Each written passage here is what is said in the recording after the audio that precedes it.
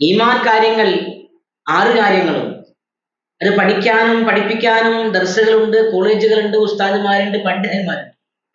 എന്നാൽ ജിബ്രീൽ അലൈഹിസ്സലാത്തു വസ്സലാം വന്നുകൊണ്ട് ഹബീബായ റസൂലുള്ളാഹി സ്വല്ലല്ലാഹു അലൈഹി വസല്ലമ തങ്ങളോട് ചോദിക്കുന്ന മൂന്നാമത്തെ കാര്യം, ആദ്യം ചോദിച്ചു, നബിയെ മൽ ഇസ്ലാം യാ റസൂലല്ലാഹ്, എന്താണ് നബിയെ ഇസ്ലാം? പിന്നെ ചോദിച്ചു, വൽ ഈമാൻ യാ റസൂലല്ലാഹ്, എന്താണ് നബിയെ ഈമാൻ?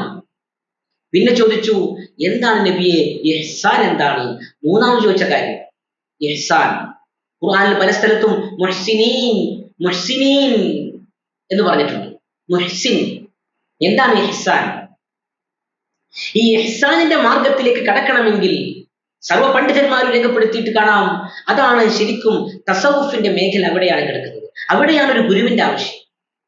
അവിടെയാണ് ആ മേഖലയിലേക്ക് ഒരാൾ കടക്കണമെങ്കിൽ, ഇഹ്സാൻ എന്ന് പറയുന്ന സംഭവം, ആ ഒരു കാര്യം ഒരാളിൽ ഉണ്ടാവണമെങ്കിൽ അദ്ദേഹത്തിന് ഒരു മുറബ്ബിയായ ഷെയ്ഖ് ഉണ്ടാവൽ അനിവാര്യമാണ്.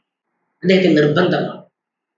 അപ്പൊ ബേസിക് ക്വാളിറ്റി ആയിട്ട് ഒരാൾക്ക് ഇസ്ലാമും ഈമാനും ഉണ്ടാകാൻ നാം മുറബ്ബിയായ ഷെയ്ഖന്മാരെ തേടി പോകണമെന്നില്ല. ഇന്നോളം ഞാൻ പറഞ്ഞല്ലോ, നമ്മുടെ മുൻഗാമികൾ, നമ്മുടെ വല്ലിപ്പമാർ, നമ്മുടെ മുൻഗാമികളൊക്കെ എത്രയോ ആളുകൾ ലോകത്ത് കഴിഞ്ഞു പോയിട്ടുണ്ട്.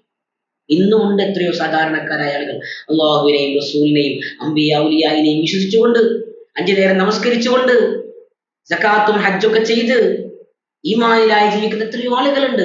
അവർക്ക് അവരുടേതായ കുറവുകളും അവർക്ക് അവരുടേതായ പ്രത്യേകതകളും പദവികളും ഒക്കെ ഉണ്ട്. ഓരോരുത്തർക്കും അവരുടേതായ അറിവും നിലയും നിഷ്കളങ്കതയും അവരുടെ ആത്മാർത്ഥയും അനുസരിച്ച് മുൻഗാമികൾ ഇന്ന് വളർന്നു വരുന്ന സമൂഹത്തിൽ, ഇന്ന് വരുന്ന ന്യൂ ജനറേഷനിൽ നമുക്ക് കാണാൻ കഴിയില്ല.